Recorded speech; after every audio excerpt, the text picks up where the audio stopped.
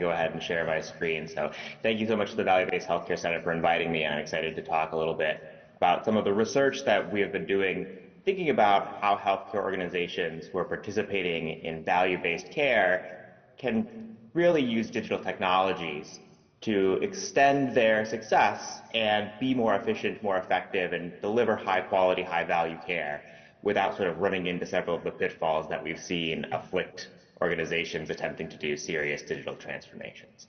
So as the introduction said, I'm Jay Holmgren. I'm an assistant professor at UC San Francisco and also senior advisor at the Stanford Clinical Excellence Research Center. I'm a health policy and health informatics researcher. And really what my focus is and what I'm going to talk about mostly today is how do people and organizations use technology? So I don't build technology systems. I sort of think about the intersection between the individuals, teams, organizations, and the policy environment and how that sort of shapes our technology use here in health. So I think it won't be a surprise, and I've heard things throughout the day today from the sessions I've been able to pop in on, and especially this fireside chat about how important it is to have good data in order to be able to be successful in a value-based care environment. And I think that's especially true whenever we're thinking about things like risk adjustment, bundled payments, or making providers, bear some of the risk in the value of the care they deliver. Because understanding and measuring the costs of care, the cost of delivery of that care, and the quality of care all requires very good data capture. Digitization is critical infrastructure for any organization doing value-based care, and digital tools are necessary for supplying any sort of data at scale. If you want to measure your outcomes, you need to be able to capture that electronically. And even more important is that data should then feed back and inform decision-making for healthcare organizations, for clinical teams, for individual clinicians, and for patients. And the goal, I love these little stock arts on the right here, is really getting a clinician who is informed by a really robust data infrastructure in order to make the best and highest quality clinical decisions that in the value-based care world also incorporate these notions of values. How can we do this for a reasonable cost? Is there a way to provide high value care? Can we divert this patient to a lower cost option without harming their health? And so to contrast between healthcare and other industries, when we think about what digitization looks like in a wildly successful company, think about like Amazon, which moved from first paper to digital services.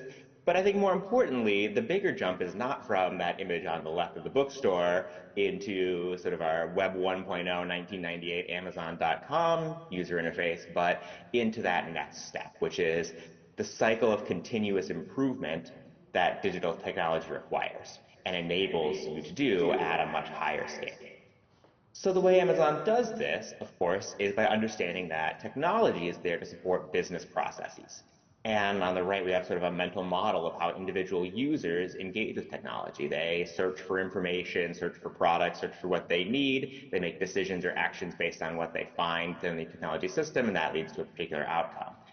And what technology companies such as Amazon and many of other companies that really focus on this as their bread and butter have successfully done is use the wealth of data that they have through their technology systems to really understand the needs of their users and to build systems that optimize making decisions quickly and allow them to be rapidly responsive to the changing needs of their customer base.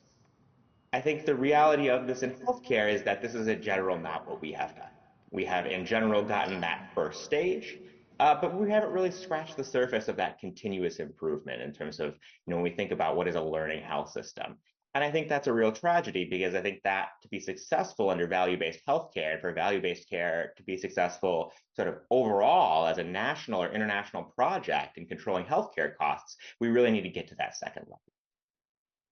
So what the reality of digitization has looked like in healthcare is on the left here, you have the good, which is, at least here in the United States, sort of the adoption of electronic health records and the digitization of medicine and hospitals and office-based physicians, where at this point, sort of digital infrastructure is ubiquitous. Almost every large acute care center has an electronic health record. The majority of office-based physicians do. And so we have essentially digitized care. Which is good. Now that we have this data stored electronically, we can, in theory, use it in order to inform our decision making, to do continuous improvement processes, and truly become a learning health system. But I think the bad has also really shown through, especially over the last few years, which is all of these are just pulled from popular media articles. From the New Yorker, why doctors hate their computers. From the New York Times, physician burnout has reached distressing levels, new research finds. And a significant driver within that article is time spent on the electronic health record, time spent interacting with our digital technologies that we've asked physicians to work through, and pandemic era burnout, how physicians manage crushing workloads and IT demands.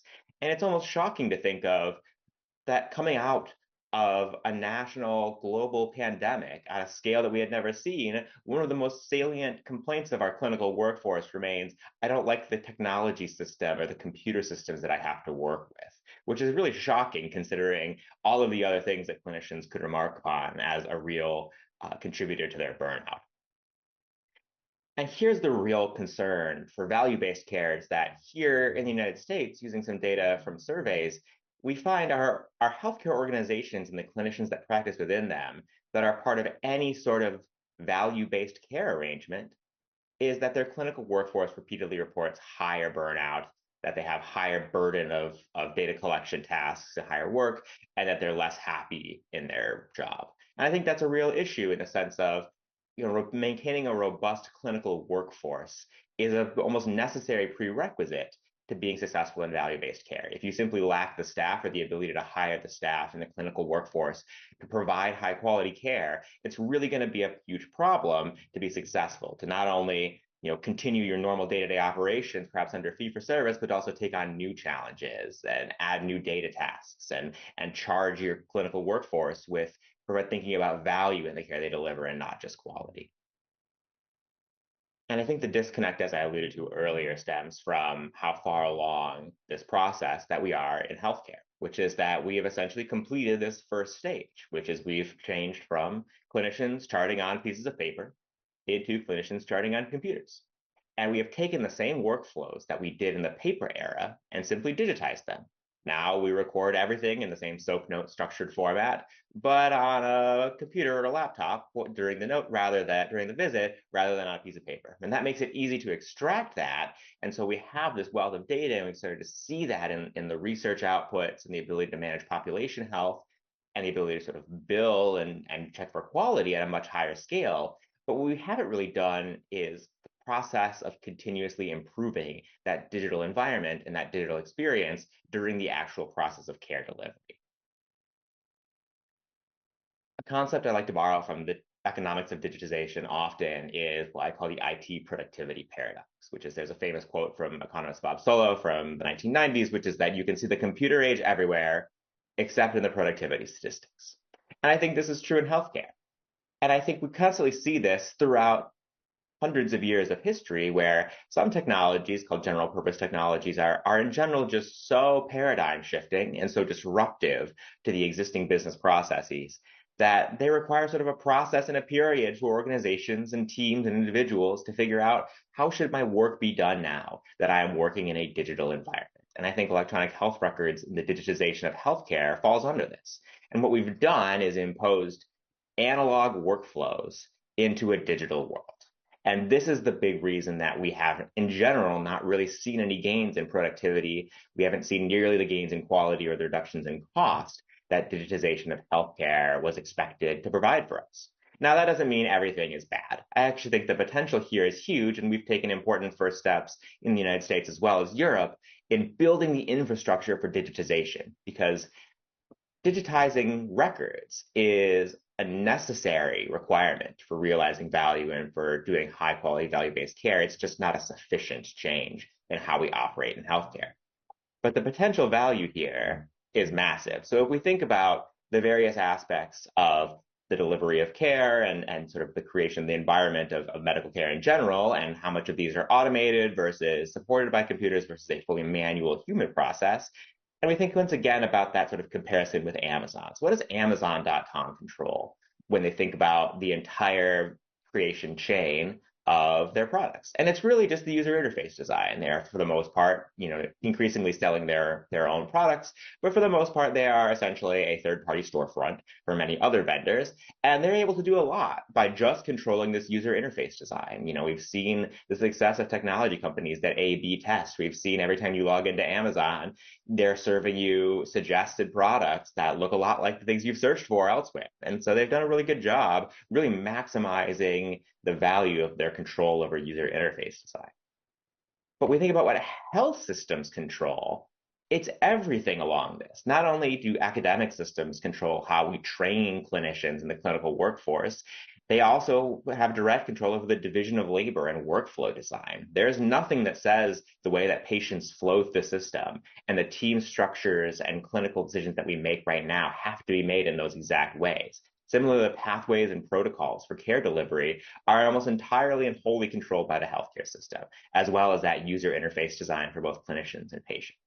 And so this is why I think really our ability to sort of revolutionize healthcare through digital interventions is really, really high, because health systems, compared to other organizations, just control so many more steps along the supply chain for the way they deliver their product.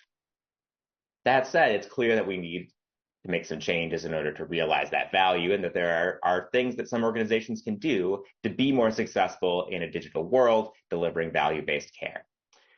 And I sort of bucket those into three different categories, which is people, process, and technology. And so we try to think about how care is delivered and what is sort of the process that goes through in the entire supply chain. We can think about all the way from training and education of clinical workforce to the division of labor and workflows on the ground and the delivery of healthcare, and then finally the technology aspect of how we are collecting and digitizing data, and then how we are using that data to feed in and improve clinician decision-making and organizational decision-making. How are we making sure that we are meeting our value-based care goals? How are we understanding our cost structure? And how are we understanding where we are generating value versus delivering low quality care? So we think about people, it's important to build teams and workflows around digital work. As I mentioned before, I think we are really clinging to this world of paper-based work and how things have always been done. Medicine is a very traditional field, and it has a hard time within the structures of its culture really breaking out and saying, this is how we're going to do things now.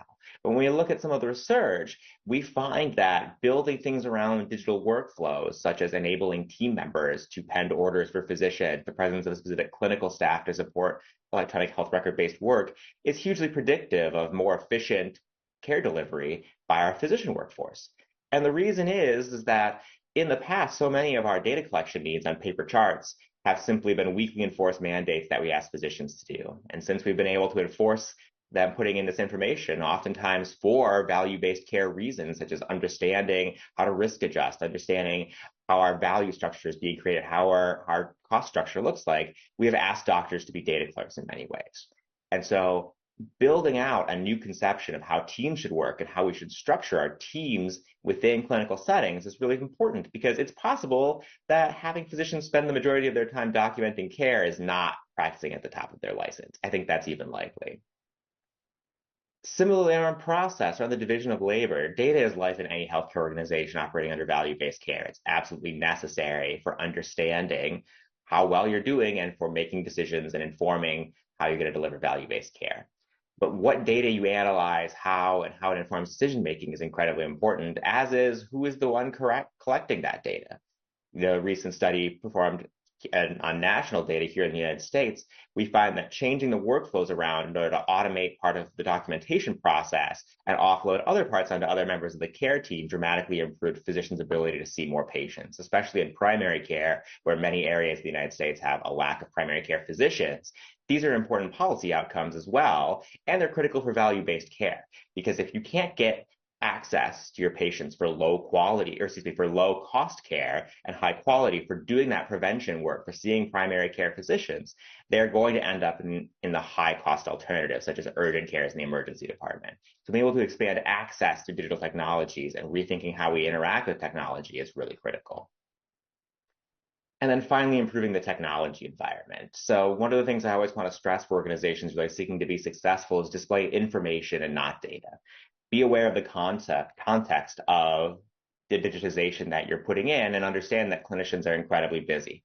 So what you want to do is make the right choice the easiest choice in every possible area. So on the top, we have a graph here of a change we made here at UCSF Health, where we integrated new data from outside systems in order to sort of reduce duplicative care and reduce costs more into the standard workflows of the clinicians in the electronic health record. And you see on that bottom black line there, a massive increase. And this is just making things slightly more convenient, slightly reducing frictions. And on the bottom, we make a name change of an order set to put the sort of lower cost, higher value standard order at the top. And we see a massive increase in adherence to high quality care delivery. And finally, present information to the right place at the right time to the right person, because there are so many times when we just overload our clinicians with data from the electronic health record and from all of this cool stuff that we've digitized and all of these interventions that we want to do to be successful in value-based care. But it's really critical for them to really fully cognize that data, that it happens within the context of their clinical workflows, it goes to the right team member, and it happens at the right time. Otherwise, it's simply not actionable information that they can make clinical decisions on.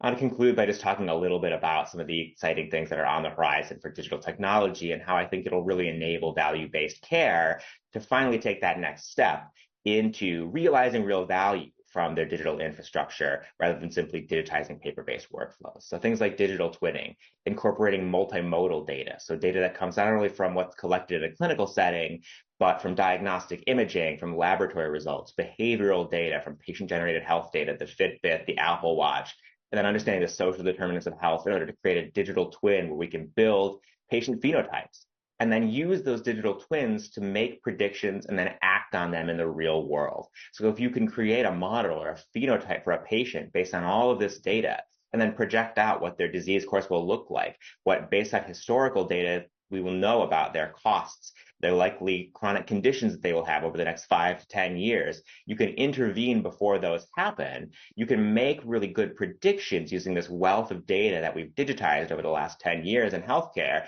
and really intervene before those really costly and low, difficult conditions really manifest.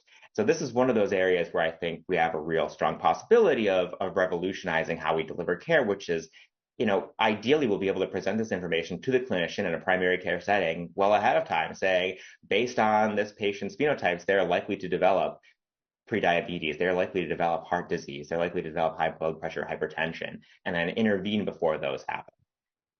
I think the next, obviously, is artificial intelligence, large language models, predictive modeling. I think it's important for healthcare organizations to be cautious about unknown unknowns. It's hard for us to move fast and break things, as Silicon Valley says. And what I've seen in the world here in the United States, at least, is that a lot of these AI software technologies is really about trying to address clinician burden first and reduce that burden of data capture. But I think overall, healthcare organizations should be really careful about deploying AI to improve efficiency, reduce costs, and provide better care than the current state. I think a lot of concerns about healthcare AI stem from, well, what about the ideal state of a physician who has unlimited time and the ability to make high quality decisions? And I think when we talk about things like, can we use ChatGPT to answer patients' messages more quickly, the reality is that's not what's happening on the ground. That clinicians are incredibly busy, patient messages are generally not reimbursed or paid for, and so these things get dashed off in a 15-second email response. It's not as if the clinician's taking 25 minutes to respond to that. So I always caution organizations, say, compare to the current status quo rather than some ideal state that we have in our minds. I think the implications for value-based care and organizations trying to be successful in value-based care are really obvious here. But health systems committed to value-based care have the strongest incentives to really make digital technology work to improve care. I think we've seen here in the US context especially, fee-for-service has encouraged us to digitize care to make billing easier and in order to really fully capture all of the revenue. As I think in a value-based care arrangement, that digitization can really be used to drive value because it captures so much more information about the costs and quality of care. The key is really moving beyond digitization and turning data into actionable knowledge for our clinical workforce to act on. And finally, it's really important to understand the trade-offs in data collection and transform the people and processes that are involved in that, and that we are still sort of working in a paper-based world, and I think we have really not allocated various digital tasks, such as the collection of data that's really necessary to run these health systems in a value-based world, to the correct person and the correct team member and the correct member of the organization. And instead, we've relied on clinicians to really pick up all of the slack. Finally, I think there are a lot of ways that value-based care, especially in Europe, can really avoid a lot of the pitfalls. I think value-based care simply needs more data in order to operate, as I've mentioned several times. And so the potential for unintended consequences, especially on the well-being of your clinical workforce, is simply greater. And so you can see, I think Europe may avoid many of the mistakes that the US experienced still, but you can see here on this graph of a paper I published in JAMA Internal Medicine a few years ago, comparing US health systems to their non-US counterparts using Epic, mostly in Western Europe, and see that the median US physician spends as much time documenting in the electronic health record collecting data as a physician in the 99th percentile of non-US health systems.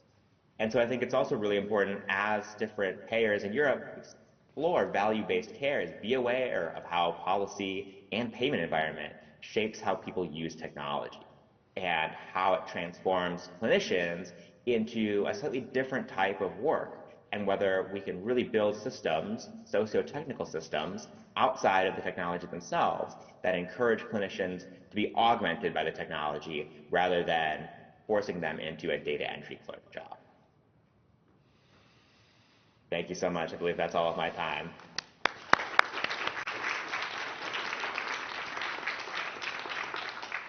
Thank you so much, Jay, for this very extensive, comprehensive overview of all the aspects of information. And I'm sure a lot of us will have some questions, which unfortunately we are not able to ask, but we'll probably discuss this at the break, because I loved a couple of your statements, and I'm sure I'm going to share them with my hospital management coming weeks. Again, Jay, thank you so much, and I hope to see you next time live here in Holland. That would be even more pleasant.